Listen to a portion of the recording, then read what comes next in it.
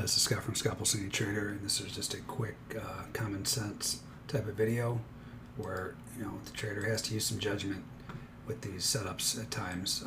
Most of the stuff I teach and trade off of is very black and white as far as the rules and setups. This is a good example from today. This is August 22nd, 2023, soybeans.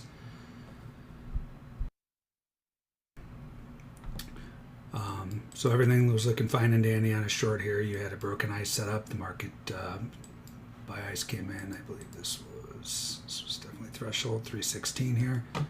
Market moves the ATR below. Retest failure. Everything's looking good. You go short. Then a stop run comes in. So we talk about this type of trailing a stop in the advanced trading strategies video. So your stop's originally up here. This comes in. You can trail your stop to now this event and potentially add to it, which was looking good. You get the move down and you're about to retest. So again, pretend I'm short, and all of a sudden you see 228 buy ice come in. Then you see another 226, then another 356, and then another 580.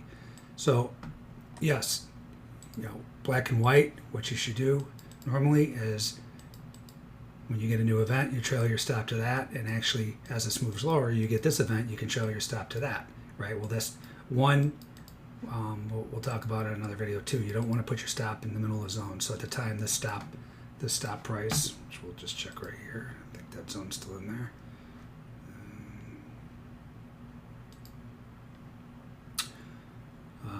The stop price was 43.75 based on this new zone here this new buy ice zone, right? So try your best.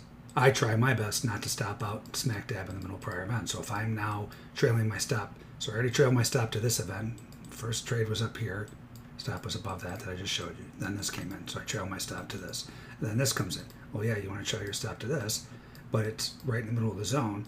So you would get out of, I would move it just out of that, out of this zone, right? Which eventually gets, actually I was in this trade, set it in all morning, but I'm going to show you where I made the error that I'm trying to teach you guys. Set it in all morning and then stop me out right at the close, right? So the point is, if you are in a trade, right, and you could follow the rules and trail it and put your stop there based on this new setup, but you're in a trade. What's more important here? Is it a 415 lot stop run, or is it huge, close to 1,000 buy ice that's trying to stop this market, right? So the point is here, yes, like I said, you can trail your stop based on this newest event, get it out of the zone, but you don't really have to give back 4 cents here. In this scenario, once you see this buy ice come in, you can say, you know what, someone's here trying to hold this up. As soon as you say that, I'm out. You don't have to let this come all the way back out and cost yourself another 4 cents.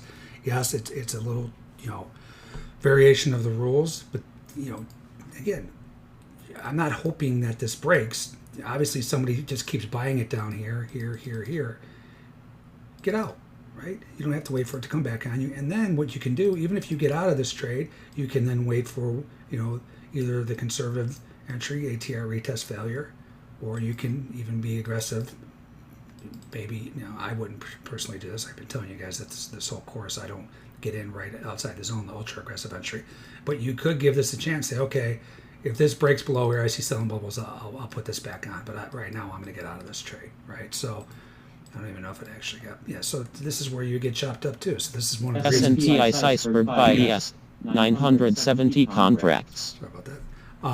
So this is one of the instances where you would have been.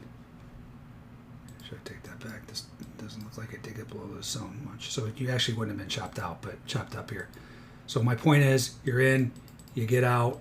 As soon as you see all that lace coming in, and you say, okay, if this breaks its zone, I'm going to get in. It actually never broke the zone. I was just looking at it incorrectly. But you could just hop back in. If it breaks the zone, you cost yourself maybe a point or two, right? So the whole point of this video is use some judgment in these areas. I believe 1,000 buy ice is stronger than a stop run where I don't have to let this market come all the way back on me. I just can get out, then I can either get back in aggressively or wait for the conservative and get back in. Yeah, you're going to cost yourself a few points, but at least this is a new broken ice setup, and then you can, you can add to it and hope for a bigger ride down. So I hope that makes sense. This is a perfect example. And actually, you would have been stopped out right here. But anyway, if you did if you did the aggressive entry, like I was talking about over here, I knew I saw something and I pulled it off the screen. If so, say you said, okay, I'm out, does this for hours, right? And then you say, okay, if it breaks the zone, I'll get back in. Well, you got back in and then you got stopped out. And actually, this turned out to be a sell stop, and this you could have drawn a new zone off of this anyway. The point is, use some common sense with these things. It's most of the time black and white, but just use your judgment. If you see something like that, get out. There is always another setup right around the corner.